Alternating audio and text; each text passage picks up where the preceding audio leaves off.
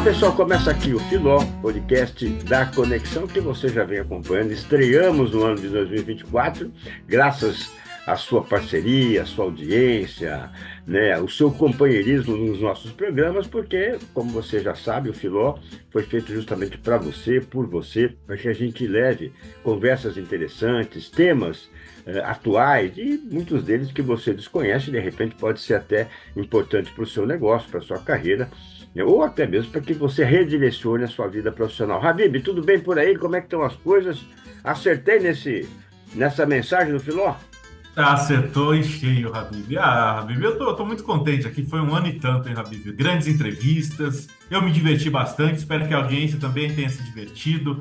Eu acho que a gente cresceu legal, Habib. Digo de relações mesmo com os nossos convidados. Porque a gente aprendeu tanto, né, Habib? Pode ouvir tantas histórias boas, relatos. Sem dúvida, você falou duas palavras-chave, né? Nos divertimos, né? Fazendo isso, porque não é trabalho, isso realmente, né, é uma grande diversão e aprendemos muito, né? Então, acho que essa é a base, né? Sempre que a gente aprende, né, com prazer, né, com diversão, eu acho que essa é a liga perfeita, né?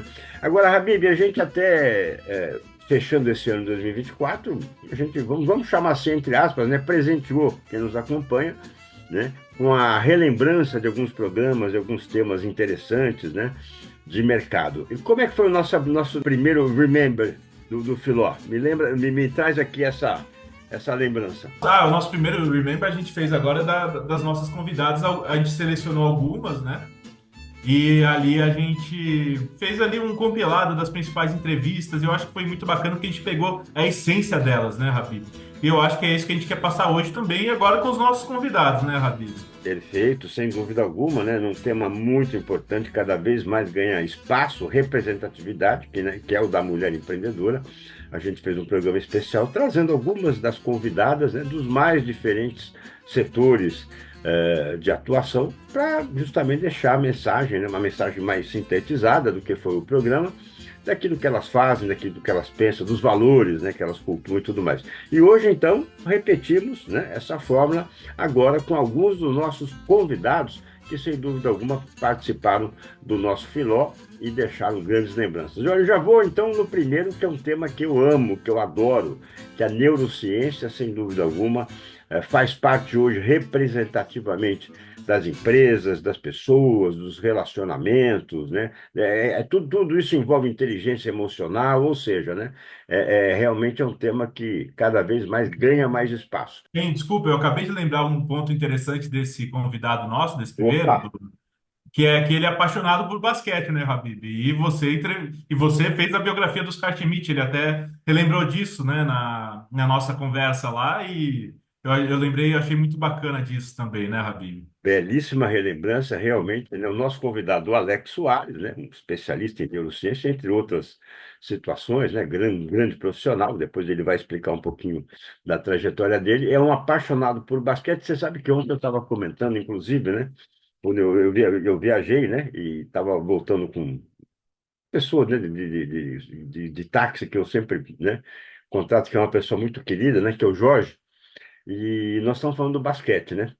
E eu estava comentando para ele o amor que você tem pelo basquete, que é um esporte fantástico, né? Mas que na cobertura, como repórter esportivo, né, o basquete é um pouco cansativo. Por quê? Ele começa muito intenso. Então, os primeiros 5 minutos são fantásticos. Aí os outros minutos, né? Do primeiro quarto, segundo, enfim, né? Isso fica um pouco mais moroso. Agora, os últimos 5 minutos são fantásticos, né? Onde acontecem as arrancadas, né? As viradas de jogo, né? Então, é um esporte onde os primeiros 5 e os últimos 5 minutos são decisivos numa partida. E o meio é aquilo, né? Um passa 8 pontos, depois o outro encosta ou vira, enfim, fica nesse vai e vem, né? Mas Ô, eu Habib, tinha que ser um jogo de 10 minutos, então. Eu acho que sim. Se a gente conseguir Brincadeira, viu, convencer Habib? eles, vai Brincadeira. ser fantástico, viu? Além do que é um jogo muito intenso para quem faz a reportagem, porque entra e sai jogador toda hora, né? Então, saiu o João, entrou o Pedro, entrou o Antônio, né? Enfim, é um negócio assim muito, né? Exige muita atenção, né? De quem está fazendo a transmissão. Mas muito bem, vamos lá então ao Alex Soares. E aí, falando um pouquinho sobre processos, independente do projeto, eu sempre coloco três pilares, são os três pilares da própria abordagem do Design Thinking, que ele prega sempre para a gente ter a pesquisa, né, o entendimento ali do que a gente pode observar e entender e compreender do comportamento humano com um produto, com um serviço ou com um tema que a gente está explorando como uma possível oportunidade de trabalho. E aí a gente faz a pesquisa até como algo à parte, porque na pesquisa a gente não tem o propósito ainda de sair com soluções, mas sim de entender propriamente dito, como a própria pesquisa direciona. Depois que a gente faz a pesquisa, aí tem um momento de ideação, então um momento que a gente vai colaborar, e aí é importante dizer, não é só o designer que coloca a mão na massa, é importante que outras pessoas colaborem junto com a gente para colocar a mão na massa. Trago mais um exemplo, você falou de Disney, vou trazer mais um exemplo de Disney também. Na Disney tem os Imagineers, que são as pessoas que pensam nas atrações dos parques da Disney, né? E aí, quando eles vão criar, eles geralmente juntam um grupo de pessoas que têm suas expertises, então tem pessoas ali que mandam bem de engenharia, tem pessoas que mandam bem de design, então junta todas essas pessoas e eles começam a idear. E eles, no primeiro momento, eles não ficam muito presos no que tem de recurso para fazer, que tecnologia que a gente vai fazer. Não, eles geram as ideias, pode ser as ideias mais absurdas possíveis. Depois eles vão lapidando essas ideias. Por que que eles fazem isso? O primeiro momento é importante que não tenha esse bloqueio, para que a gente não fique na mesmice, a gente não fique pensando no óbvio. Né? Eu trago aqui o exemplo das pirâmides. Né? Por que que existiu pirâmides no Egito e depois pirâmides aqui na América Central? As pessoas falam, poxa, foram uns extraterrestres. Não, é porque era uma maneira mais fácil de você fazer um monumento mais alto. Você coloca uma base maior para chegar num lugar mais alto com essa base. Então, é o mais óbvio a ser pensado. Então, quando a gente volta para os Imagineers, é um pouco disso. Você diverge, então você gera várias ideias, e depois você vai convergendo, lapidando, até entender, poxa, isso aqui é possível, isso aqui é legal, dá para a gente fazer. Habib, realmente, como você falou, né? Aqui a gente se diverte, aprende. Olha que relembrança deliciosa do Alex Soares. De você, você gostaria de chamar alguém agora para a gente relembrar? Ah, a Bíblia tem um cara que sou muito fã, que a gente, eu lembro a primeira reunião que eu tive com ele, dele contando do negócio, dos cases dele, era o Eric Nibo, né? É cofundador da Bits Academy e é um grande amigo meu que eu tenho assim uma grande admiração, Habib. Então, poder conhecer sobre o legal design, poder conhecer sobre o que ele está fazendo e o que a empresa dele tem realizado, foi algo muito bacana, Habib. Então, é ele que eu gostaria de ouvir um pouco aí. Qual que é o grande ponto, né? O departamento jurídico, por exemplo, chegou num ponto em que ele quer ser aceito pelo resto das áreas da empresa. O que acontece? Todo mundo vê o jurídico muitas vezes, hoje está mudando, tá? Mas na maior parte das vezes o jurídico é visto como quem trava negócio. Vamos fazer de tudo para não cair no jurídico. Então, o que a gente ouve muito, por exemplo, de áreas comerciais ou de compras? Vamos seguir com proposta, porque se fizer contrato vai ficar parado lá no jurídico. Vai ficar 60 dias, não vai andar, tal, tal, tal. E até hoje a gente ouve isso, né? Então, o jurídico, ele passa a ser o patinho feio da empresa. Ele não está tentando resolver as coisas, ele está tentando burocratizar na visão do povo. Então, o jurídico passa a querer ser aceito como uma área de negócio, uma área parceira de negócios, assim como é, por exemplo, com o RH. O RH é visto como business partner, né? Então, parceiro. E aí, com isso, eles começam a ver uma necessidade de se atualizar e de utilizar uma forma mais amigável de se relacionar com as outras áreas. Então, aí o jurídico começa a querer usar legal design. Só que a partir do momento que o jurídico quer isso, ele vai provocar os fornecedores dele também a fazer isso. E quem que são os fornecedores? Os escritórios de advocacia.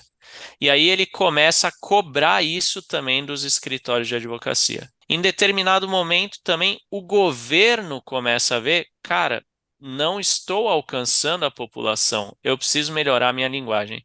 Então a gente até está vendo nesse ano principalmente, o Barroso, ele está lançando uma campanha de linguagem simples em toda a justiça brasileira.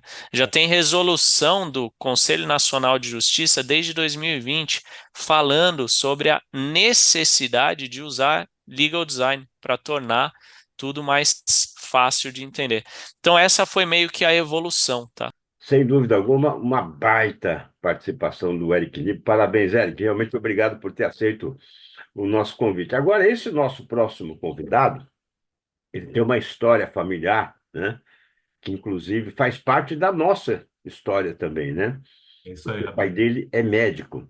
Então, é o Nicholas Golub. E eu queria até que você trouxesse um pouco, porque você também é um amigo pessoal dele, né? E o pai dele foi um grande profissional da área da saúde, um grande médico, enfim, né? Que tratou pessoas da minha família, da sua família, enfim. Queria que você trouxesse um pouquinho mais sobre o Nicholas, Habib. Olha, Habib, o Nicholas, né, ele é filho do Dr. Thomas Golub, que faleceu recentemente, faleceu no ano passado. O Nicholas é um cara, assim, fora de série, Habib. Eu acabei conhecendo ele na fila do exército, de quando a gente foi fazer o tiro de guerra. Vi o pessoal conversando, comecei a conversar com ele, a gente ficou muito amigo. E poder ter acompanhado ele nessa jornada dele em RevOps foi muito bacana, porque é algo relativamente novo. Então, tá podendo acompanhar o que ele está fazendo é bem legal, Habib. E assim, para mim, foi algo. Poder conversar com ele sobre a profissão dele, sobre o que ele está fazendo, para mim foi algo bem legal. E ver algo tão novo assim, como que ele descreve, é muito interessante, Habib. E traz vários insights, né? Sem Então, eu dúvida. gostaria de ouvir aí ele. O que que você acha, Habib? Com certeza, e inclusive traz grandes insights, como você falou, pela forma de se comunicar, né, com o É isso. cliente. Então, vamos lá, o Nicholas Golub.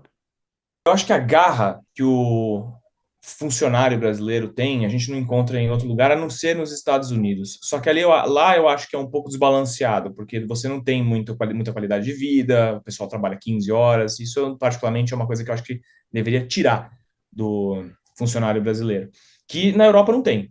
Na Europa se respeita-se muito a família, a ideia de você ter uma vida balanceada com o trabalho e tal, e o trabalho, no fim das contas, ele passa a ser um meio, não um fim. Perfeito. Isso não é uma coisa que a gente vê muito no Brasil. Quer dizer, desculpa, eu vou me corrigir aí, porque eu não moro no Brasil há 6 anos, mas eu não imagino que isso tenha mudado muito nos últimos 6 anos. Eu ainda acho que segue sendo muito parecido com os Estados Unidos. Isso é uma coisa que eu não gostava muito no Brasil. Eu achava que, eu posso me dedicar integralmente à minha empresa das 9 às 5. Eu não tenho que ficar trabalhando 15 horas. Inclusive, na minha opinião, hoje em dia, você trabalhar 15 horas mostra duas coisas. Um, você está ou sobrecarregado, que às vezes acontece, a minha mulher trabalha 15 horas e não é porque ela não é eficiente, é porque ela está sobrecarregada, mas tirando esse elemento, ou a outra é que você não está sendo eficiente. Porque se você consegue sim trabalhar das 9 às 5, não tem problema. Agora, se não dá, é porque alguma coisa está acontecendo no meio que você não está sendo tão eficiente como você poderia. Desconsiderando, claro, a questão de ter mais recursos ou trabalhar demais, porque você tem muito trabalho para fazer e ninguém te dá o suporte necessário. Tirando esse elemento, essa é a outra parte. Então, eu acho que esse balanço da sua vida, de você poder, sim, claro, tem dias que a gente sai às 7 do trabalho, óbvio, mas, grosso modo, é o foco em você ter uma vida balanceada. Isso, para mim, não tem preço, cara. Hoje em dia eu vejo que, inclusive, eu estou pensando em voltar para o corporativo, sair de startup por causa disso. Porque eu cansei de trabalhar que nem um louco e ter, no fim das contas, pouco retorno. Porque os fundadores da empresa querem que você trate a empresa como se fosse sua. Só que tem um porém, né? Ela não é. Então, eles não pensam duas vezes em te demitir, caso seja Claro. necessário, e aí você fica com uma mão na frente e outra atrás, né? Então, é muito complexa a relação, eu acho que tem que ter esse balanço, eu acho que na Europa se consegue mais, no Brasil não tem muito disso, mas a garra e fazer o negócio acontecer mesmo é uma coisa mais brasileira e americana, no caso. Então, isso eu acho que poderia se introduzir um pouco mais lá na Europa, das 9 às 5. E, Habib, você sabe que né, eu gosto do pessoal de Piracicaba, né, Habib? Já trouxemos Ah, alguns aí. logo, logo você é candidato a vereador, não, você vai para prefeito direto, tenho certeza. Ô, Gabi, Piracicaba é uma cidade que eu tenho grande carinho e hoje aqui também não pude deixar da gente chamar o Marcelo Prata, que eu pude acompanhar de perto o que ele tem feito na Resale, que é o maior outlet imobiliário, e conhecer esse formato de negócio também é muito interessante. O Marcelo Prata é um empreendedor, né, Habib? Então, Ele tem hoje também dá conselho para startup, está muito nativa aí. Então é bem bacana poder estar acompanhando esse projeto dele, essa empresa, tudo que ele tem realizado também lá em Piracicaba. Então, Habib, é esse o convidado que eu queria ouvir, Habib. O que que você acha? Eu acho fantástico, porque assim como tantos outros, né, mas realmente a participação do Marcelo Prata impressionou bastante, né, pela firmeza, pelo conhecimento, né, pela visão mercadológica que ele tem e principalmente, né, por enxergar esse mercado, né, por meio da resale. Então vamos lá, Marcelo Prata. Eu acho que uma coisa que pelo menos sempre me motivou, né, tentar buscar formas diferentes de fazer algo que sempre foi feito do mesmo jeito. Então, o mercado imobiliário, você, né, citou ele como uma commodity e, de fato, o mercado imobiliário ele é uma indústria trilionária, né? Se olha, não é só aqui, no mundo todo, mas ela é uma indústria ainda muito conservadora, né, e que se move lentamente. Então, quando você olha, né, como você compra um imóvel, como você aluga um imóvel, a inovação você percebe que ela é muito lenta, né? O processo de compra ainda é muito lento. E eu sempre olhei para isso com uma ansiedade enorme para fazer diferente. E eu acho que talvez a grande sacada aqui do que a gente faz na Resale, porque no final do dia o que a gente faz aqui é vender os imóveis que são retomados, né, pelos bancos, ou imóveis de governo, que o governo está desmobilizando o patrimônio e está vendendo esses ativos. Eu acho que é muito aquela a anedota do sapo surdo que está subindo a montanha, né? Todos os sapos estão falando com ele e tal, e ele não dá ouvido, porque ele é surdo, até que ele chega ao cume da montanha, né, sem ouvir ninguém. Eu acho que isso é uma característica de quem inova de maneira transversal.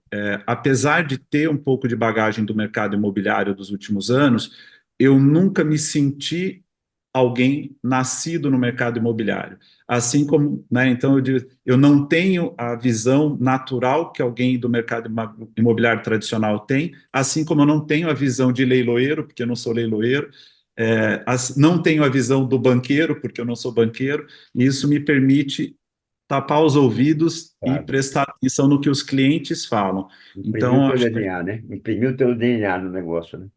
exato, e que é basicamente o seguinte: não subestimar os clientes, né? No começo me falavam muito isso: quem é que vai comprar um imóvel 100% à distância, sem nem ter contato com vocês? Né? Hoje, 50% das vendas que a gente faz na plataforma são de pessoas que entram, escolhem um imóvel, compram e pagam tudo online, né? Sem a necessidade de um corretor ou de um leiloeiro. Então, a gente tem que, acho que o grande segredo é não subestimar os clientes e estar disposto a tentar o diferente sem estar amarrado, né, no corporativismo de uma categoria. Então, acho que essa liberdade é o que permitiu a gente crescer e conseguir atender o Brasil inteiro, né? Muito bem, depois do Marcelo Prata, então, outro tema que eu amo de paixão, que eu vivo, né? Biografei já alguns dos grandes varejistas do Brasil, né? Comerciantes, enfim, né? Com redes incríveis, né? De varejo, de franquias e tudo mais. E realmente é um tema que já há algum tempo vem ganhando espaço, inclusive na NRF, que acontece em Nova York, sempre no começo do ano, toda vez, né, ganha um grande espaço dentro dessa que é, eu acredito, a maior feira de varejo mundial, que é justamente a experiência do cliente, né? Como você lidar com o cliente, melhorar essa experiência, porque você sabe, né, Habib? Qualquer detalhe entre o interesse de compra e principalmente o pós-venda, que é onde a maioria peca, né? Peca muito, né? Entregou, já estou tranquilo. Não, não está tranquilo, não, né? Se tiver um problema, tem que atender, tem que repor, tem que dar toda a assistência. E é aí, muitas vezes, que as empresas pecam. Aliás, eu quero aqui até relembrar, você sabe que eu amo de paixão um dos meus biógrafos, entre tantos, né? Mas o doutor Afonso Brandão Renner, da Sempre Toshiba, né? Da TCL sempre, mas ele sempre dizia para a produção dele: antes de produzir um novo televisor, você usa a peça, se precisar na assistência técnica, você usa a peça para assistência técnica. Primeiro atende quem já acredita na nossa marca e depois vai buscar um novo consumidor. né? Ou venda um novo produto. Então, eu acho que esse é um tema fantástico, Habib. E quem é o nosso convidado que abordou brilhantemente esse tema? Habib, quem você estava falando aqui é o Carlos Caldeira. O Carlos Caldeira, Habib, eu conheci por conta do livro dele, o Customer Experience Management. E é uma obra formidável, assim. Eu falei, Habib, a gente precisa chamar esse cara porque ele vai dar uma aula aqui. E foi exatamente o que ele fez, Habib. Foi uma aula, eu adorei. Com certeza foi fantástico. Então, vamos então ao Carlos Caldeira. O que a gente quer e quer cada vez mais é que o cliente volte a comprar e que ele compre cada vez mais com a nossa empresa, né? Essa literatura aí de experiência do cliente ou de retenção do cliente, né? Acho que no passado ela tinha um outro nome, a gente chamava de fidelização, né? Então, acho que é importante aí para o ouvinte de vocês também. Nada disso é novo, viu, gente? A gente está falando desses negócios há 40 anos. Só que aí tem algumas mágicas interessantes, né? Às vezes a gente falava a mesma coisa, mas era com outro nome e não pegava, e a gente tentou um outro nome e não pegava, e aí finalmente agora pegou quando a gente chamou de experiência, né? Que é basicamente, né, essa ideia de dar um bom atendimento ou dar uma boa experiência, até mesmo antes dessa pessoa ser o seu cliente, né? Então é interessante a gente pensar numa experiência da compra, né? Quando eu estou pensando em comprar, ou quando eu estou só considerando, ou estou aí num shortlist, e depois, né, que essa pessoa vira, eu vou chamar de cliente, né? Então eu chamo de cliente mesmo, e eu quero que ela fique muitos anos como meu cliente, e eu quero que, se possível, ela compre cada vez mais categorias de produto que eu ofereço, né? Isso sempre foi muito importante, mas a gente tinha um foco muito maior em produtos no passado, né? Então, o marketing era muito mais voltado a produtos, e serviços eram meio patinho feio das empresas, né? As empresas, né? As grandes empresas gastavam um baita orçamento, perdão, em produto e serviço, falava, depois a gente pensa no serviço, depois a gente vê, né? E aí a grande verdade é que com essas questões de tecnologia e da possibilidade da gente fazer grandes serviços digitais que são altamente escaláveis, caiu a ficha que talvez o futuro esteja. Estou dizendo que o produto não vai existir, hein, gente? O produto vai existir, mas provavelmente uma parcela cada vez maior da economia vai ser serviços. E serviços escaláveis, de novo, eu quero que o cliente seja fácil para ele comprar, número um, então tem que ter uma boa experiência de compra, que a experiência de uso seja boa, então ele fique muitos anos comigo, e eu quero que ele compre cada vez mais serviços comigo, em vez de comprar dos concorrentes, e com isso eu aumente o meu valor no futuro. Então é disso aí que a gente está falando primordialmente, se a gente olhar para os resultados que a gente quer, né? Bem, outro convidado, né, de um setor, né, que movimenta bilhões anualmente, mas bilhões, bilhões, bilhões, e eu duvido que quem está com a gente aqui, algum de nós, né, jamais teve necessidade do produto, né, ou do negócio que ele comanda, que é justamente uma farmácia, né, que hoje cada vez mais estão se superando, né, na linha de prestação de serviços, de entrega, enfim, é uma coisa fantástica. Quem é que é o nosso convidado? Mais um, hein? Então, falo para você. É mais um Habib, voto lá de Piracicaba, hein? eu juro que é o último de pira hoje, hein, Habib? Mas, Habib, o entrevistado aqui é o Marcelo Cansado. Ele é um cara muito legal, assim, aí eu conheço desde que eu era pequenininho, né? Amigo da infância da família aqui. E ele veio de uma empresa familiar, que vem desde do avô dele, se eu não me engano. E tem a Drogal que está crescendo no interior aqui de São Paulo e tal. Cara, é muito bacana poder acompanhar o crescimento dela, assim. É surpreendente, é sensacional, Habib, de verdade. Então, com você aí, a palavra do Marcelo Cansado, né, Habib? Vamos nessa então. Marcelo Cansado, da rede Drogal. A gente, né, vendeu, fez uma parceria no ano, a Copa foi o ano retrasado, se eu não me engano. A gente fez uma parceria com a Panini, então nós vendemos o álbum da Copa e figurinha, ali naquele período de 2, 3 meses. A gente tem alguns brinquedos, por exemplo, que a gente vende, infantis, né, alguns caderninhos para pintar, alguma coisa assim. Então a gente acabou evoluindo um pouco para produtos não tão comuns a uma farmácia, como medicamentos e produtos de beleza, por exemplo. Então, você tem razão, são categorias que não eram tão comuns se encontrar numa farmácia, mas hoje. E a gente tem vários modelos. Acho que o estado de São Paulo ainda tem uma certa restrição, mas tem muitos estados. Minas Gerais, por exemplo, você pode vender ração para animal dentro da Ah, farmácia, interessante. né? Você tem uma legislação que permite, estadual que permite você vender produtos de papelaria, por exemplo. Então a gente tem vários amigos, né, amigos muito próximos, inclusive, que têm um outro modelo. É o que a gente chama praticamente um modelo de drugstore americana, né? Até a gente brinca que o pessoal vende, inclusive, medicamento, né? Às vezes até sela para cavalo. Lá é permitido. Nordeste também tem alguns estados que permitem a venda de outros produtos. Então, assim, varia Sensacional. muito do estado. E o estado de São Paulo ainda tem alguma restrição, mas já melhorou do que era. Já melhorou, né? Sorvetes, refrigerantes, isotônicos, enfim. E Habib, agora o nosso próximo entrevistado é um cara que tem feito junto com a empresa dele um trabalho muito bacana, que todo mundo falava que não era possível ajudar nisso, que já não era uma coisa palpável, que também tem um pouco a ver com a revitalização do centro de São Paulo, né? Hoje ele está numa obra ali, que é a Basílio 177, e ele tem feito um trabalho muito bacana com a empresa dele, que é a Metaforma. E Habib, você sabe de quem eu estou falando, né, Habib? Sem dúvida alguma, do Bruno Scachetti, né? E essa forma de atuar dele, né? Mais conhecida como retrofit, aliás, até comentamos isso, né? No programa, que é promessa de governo de todo candidato, né? A prefeito, né? Não, vamos mexer no centro, revitalizar o centro e tudo mais. Algumas partes até foram realmente, né?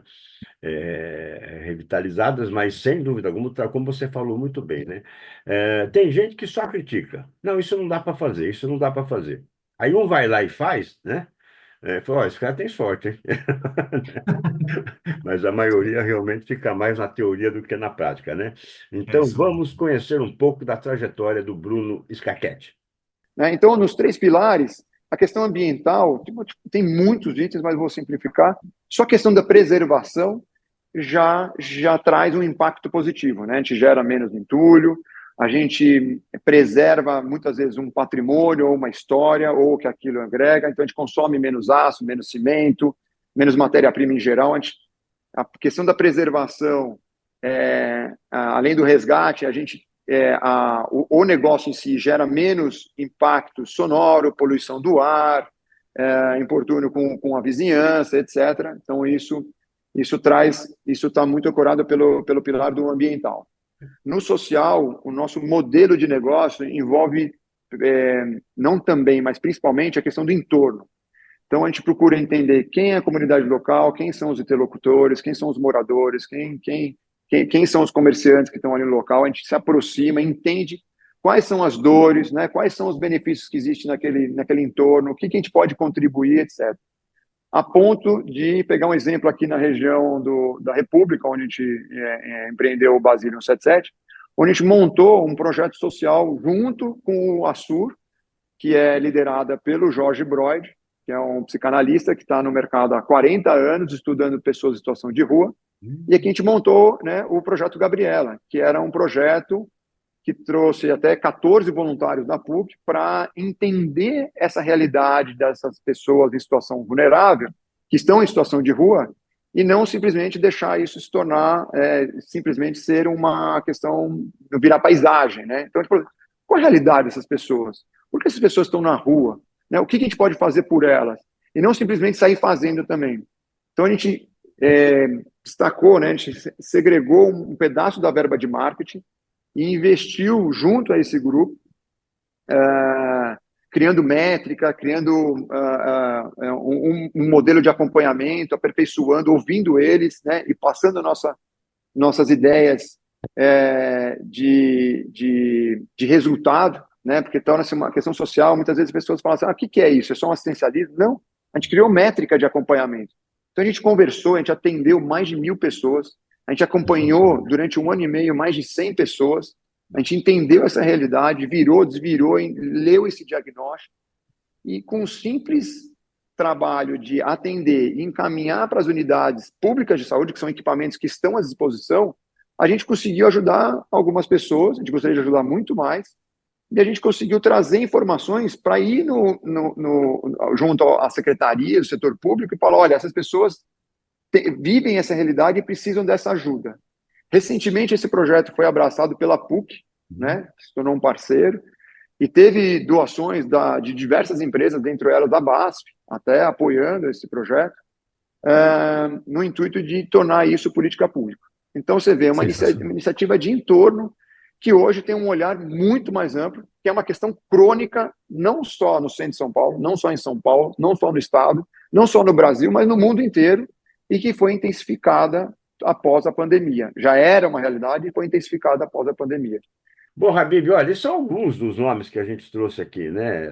Até para, como nós dissemos, né, entre aspas, para presentear quem acompanhou o nosso Filó durante todo o ano de 2024.